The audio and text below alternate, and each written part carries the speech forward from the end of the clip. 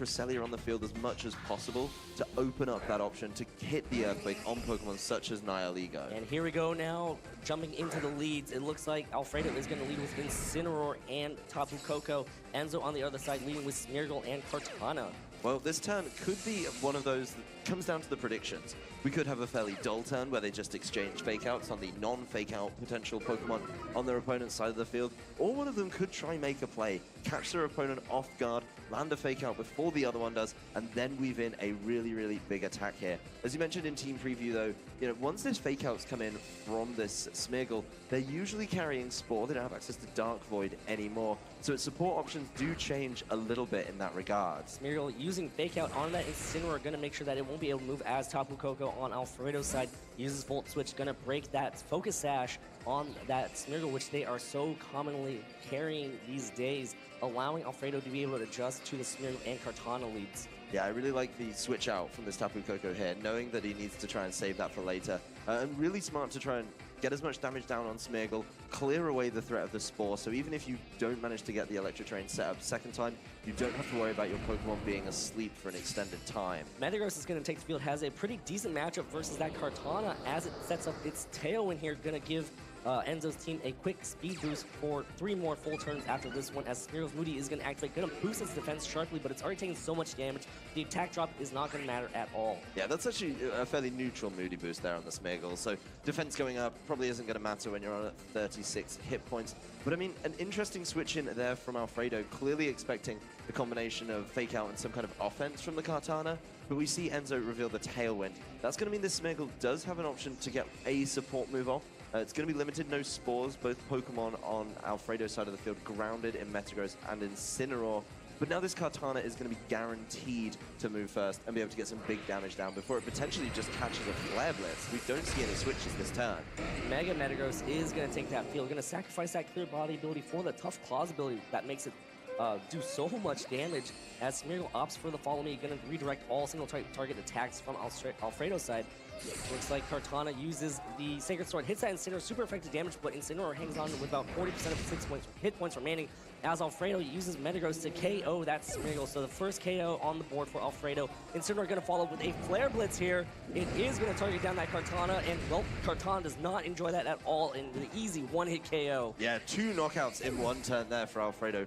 Really, really good turn for him there. Managed to avoid a couple of threats. Even better for him, the recoil from his Flare Blitz on that clean one-hit knockout activates the Margot Berry, and he's going to be looking pretty healthy now. Overall, he's only taken about 25% on this Incineroar, and he's got a 2 Pokemon advantage. Nihilego is going to take the field here. It can do some good damage over onto that Incineroar with a powerful Power Gem, and Charizard here is going to take the field as well, also having a decent matchup versus this Metagross. Yeah, this momentum swing could get really big for Enzo in this one. Purely because he's got the Tailwind set up, he doesn't have to worry about moving, a little bit later in this turn. Charizard could just Mega Evolve, start dealing huge damage to this Metagross, and as you said, Nihilego, good number of options to try cleaning up against this Incineroar. I think if you could get both Pokemon knocked out with this combination, would be a huge turn for Enzo. The question is he going to have to stretch and use an Overheat onto the Metagross to guarantee the knockout? Incineroar switching out here. Alfredo is going to send in that Cresselia. It is going to activate an Electric Seed here to boost its defense by 1 stage, just trying to keep it out on the field as much as possible, but that boost is not going to matter against these 2 well-known special attackers, as Mega Charizard Y is going to take the field, activating that Drought. Going to go ahead and boost its Fire-type attacks as well here. Yeah, it's going to have to be careful, though. You don't want to be caught when it's just your last 2 overheating, because while you may be able to get 1 knockout, you're not able to get follow-up knockouts so easily after the drop to your special attack. Nihilego uses Power Gem on that Cresselia, as Charizard uses Heat Wave spread damage right now. Going to hit both Cresselia and that Metagross. Easy one-hit KO on that Metagross. Cresselia hangs on with about 25% of its hit points remaining, but it's already taken so much damage that it might not be able to try to set up anymore. Yeah, once it's gone down, it's going to be a bit of a problem, but I do like that the Cresselia switch in preserves the option of Incineroar. I think knowing about the Power Gem is so important, because then he gets to bring in Incineroar later and try and stop this Nihilego for a turn. I think really importantly now, Alfredo's going to need to find a way to stall out this Tailwind and then get back to a slower pace of play, especially with this Tapu Koko in, that will be able to do great damage to this Charizard, in at least attack before the Nihilego. So even if you can't easily get the knockout, you can try and get some damage down on it there. The Cresselia would be really nice to attack this Nihilego, but it's in no position right now to try and do that with the Tailwind in play. Yep, Tapu Koko now going to protect itself here, going to stall out this last turn of Tailwind, allowing Tapu Koko to outspeed both Nihilego and Charizard later on. Nihilego going to hit into that protect with a Sludge Bomb as Charizard follows up with a Heat Wave here. It connects on that Cresselia, and that is the KO on Cresselia. Yep, Cresselia gone, and like I said, capitalizing on this Tailwind, the momentum's all been in Enzo's favor for the past 2 or 3 turns. Every turn he's had Tailwind up, he's just been able to push on and keep going like that. His Charizard is not really stopped from just Heat Waving at this point, which, when it's one of your last 2, is what you need. This Incineroar going to be in an interesting position. It's only got one opportunity to fake out. There's no protects used in the last turn for Enzo here, so he could just double protect, buy some time throughout the fake out, and then make the turn a little bit harder, I think, for Alfredo without that kind of support in play. The Intimidate, not too valuable either. Like you said, a number of things on his team. Intimidate, the Electric Seed, are all there to stop physical attackers, but when you just keep your 2 special attackers in the back, it's really hard to slow them down. Nihilego is going to use Protect here, going to try to prevent getting hit with an unnecessary fake out. Charizard also follows suit. Double Protect, just making sure that the fake out's not going to land and Enzo won't lose a Pokemon right here, as Incineroar does follow up with a fake out into that Charizard slot. As Tapu Koko is going to go ahead and activate a Z move here. It is going to be a Gigavolt Havoc. So either of these Pokemon are not going to be able to fully protect themselves, but it's still going to most likely prevent the KO. Yeah, this is one of those interesting turns where if you know Double Protect is going to come through because of the threat of Fake Out, why not try and get some damage down, especially on both these Pokemon that aren't always the easiest to take out, with Electric Terrain running out of time as well. The attack does go towards the Nihilego and bring it surprisingly low through that Protect. Yeah, and you know, Nihilegos are known to be very specially bulky, maybe hinting at something about this Tapu Koko over on Alfredo's side over here, as it took way more damage than anybody would have expected. Especially through the Protect. I mean, it would have been the most comfortable knockout of all time. But he needed to do it on that turn. The Electric Terrain was going to be running out. It was going to be the last it is turn. a wild charge. Here's the confirmation. Hits that Nihilego and gets the KO right there. Hitting that Nihilego from its weaker physical defense stat. Wow, what a that's an interesting Tapu Koko for sure.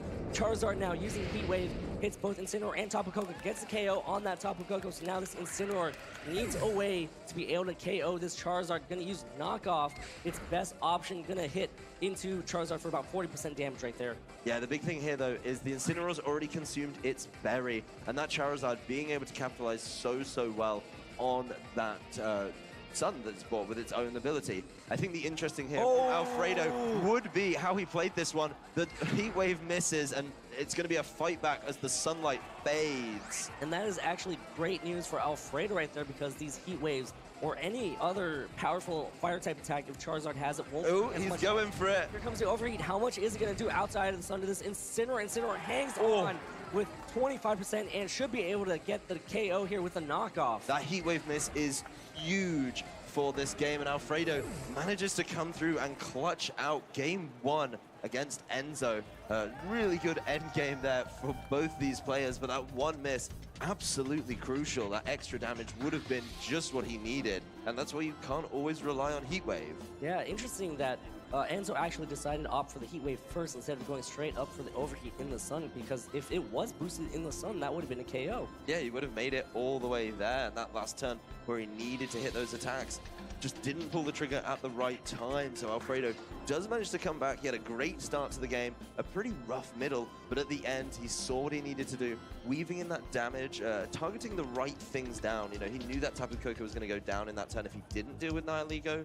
So he let it go down to Charizard. Then he knew that Charizard, against his Incineroar would actually be able to come back and do it, because it wasn't going to take big damage from any of Charizard's offense. Also, you know, Alfredo, instead of going for those Flare Blitzes, which in the sun, even though Charizard resists it, it does actually do more damage, I believe, because of the sun boost, but at the cost of taking a recoil. So, you know, Alfredo was smart right there to not try to put himself in range of the Heat Wave or the Overheat KO. Yeah, just letting himself work slowly through it with a knockoff. Yes, it's not getting the boost because you can't knock off the Mega Crystals, but, you know, he had to make sure he was hitting attacks consistently and doing solid damage across the board.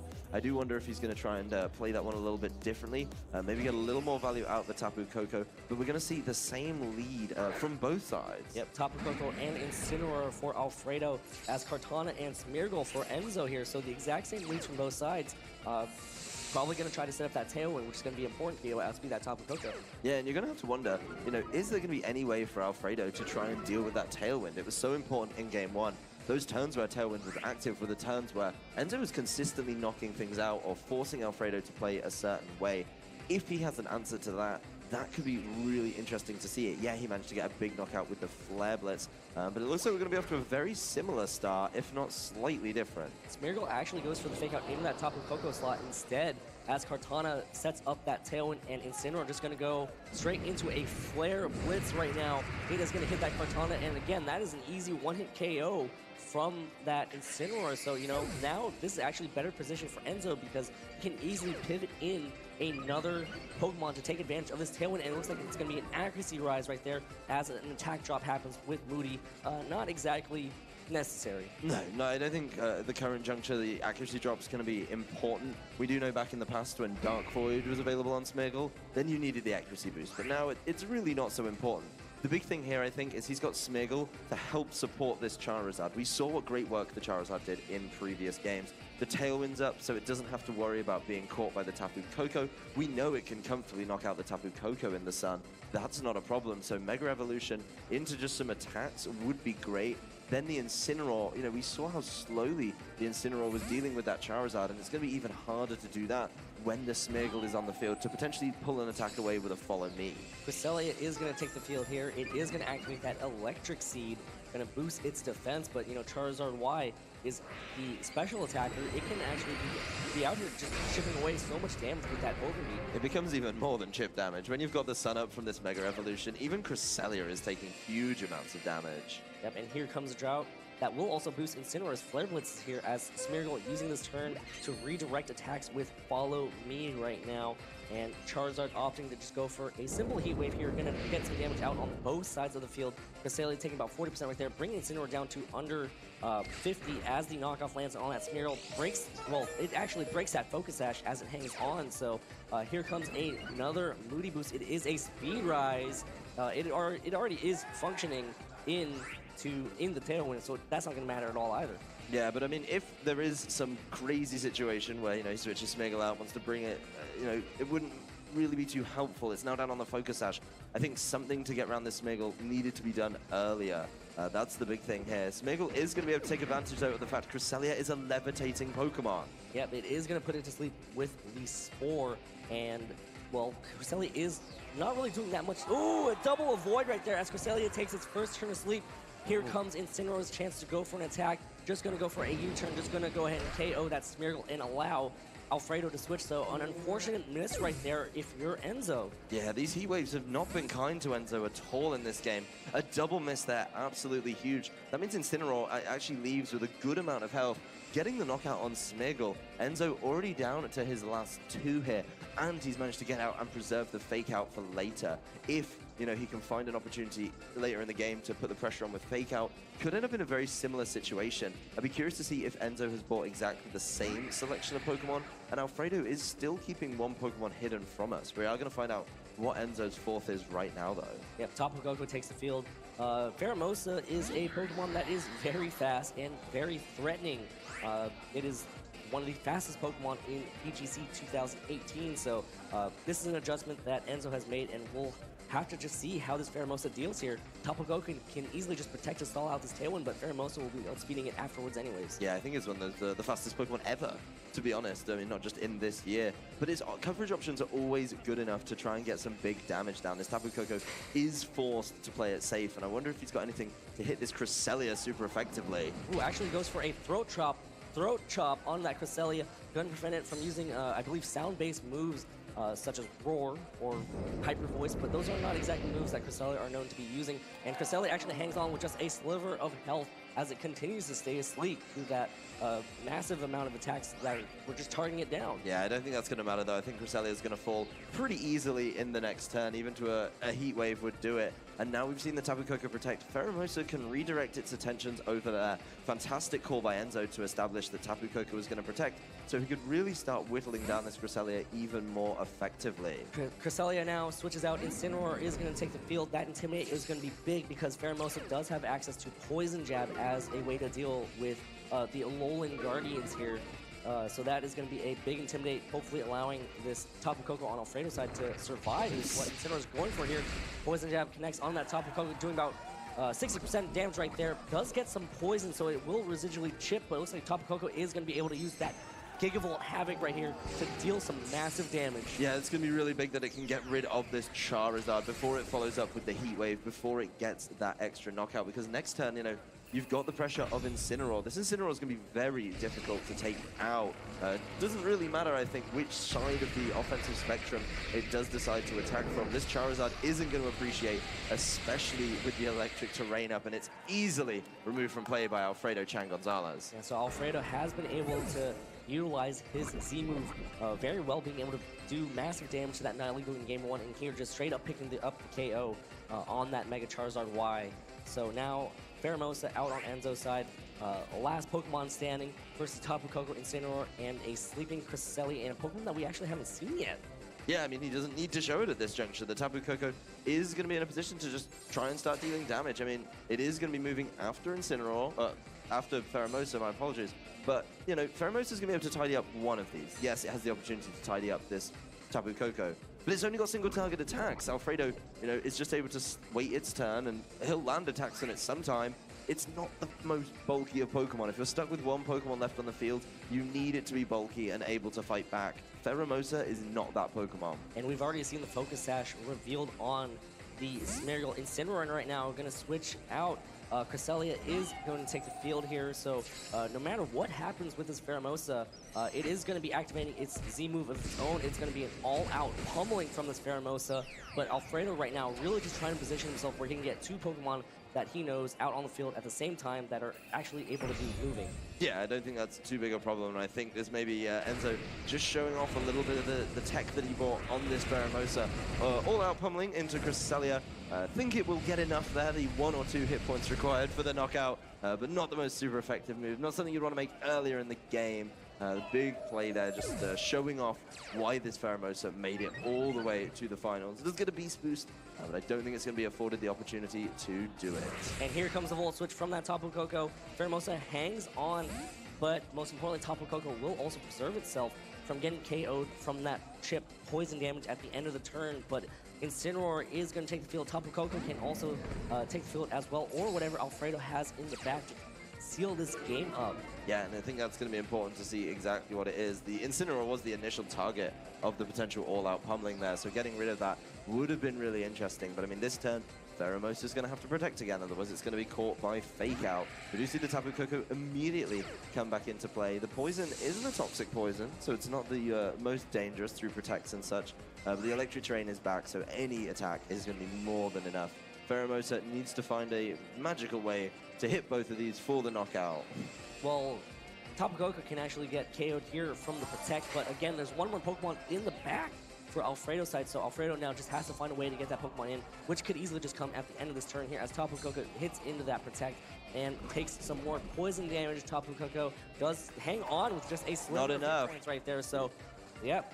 Alfredo might not even have to reveal what that last Pokemon is. Yeah, the bar was just a little bit too thick for the standard poison damage to wear all the way through it. It is going to be the last hurrah. Pheromosa going through the high jump kick will connect with Incineroar. On that Incineroar, but Tapu Koko can easily just follow up, and it looks like Alfredo Chan Gonzalez will be able to secure a repeat here at the North American International Championships. Here's the Wild Charge, hits that Pheromosa, and that does it. Alfredo Chan Gonzalez, congratulations. You are the 2017 and the 2018 North American International Champion. Yeah, but he does not care that it's in a different city. He will turn up, and he was representing Australia so well. You know, he was the middle one last year between the two Khan brothers, but this year he's come back, made it all the way. We see the flag of the kangaroo. I don't think that's the official flag, but it seems to do the job. Yeah, well played.